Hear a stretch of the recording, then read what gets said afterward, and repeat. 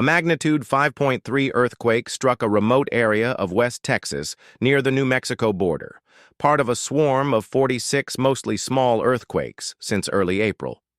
The earthquake occurred about 4 miles underground near White City and was the strongest of 3 notable quakes on the same night.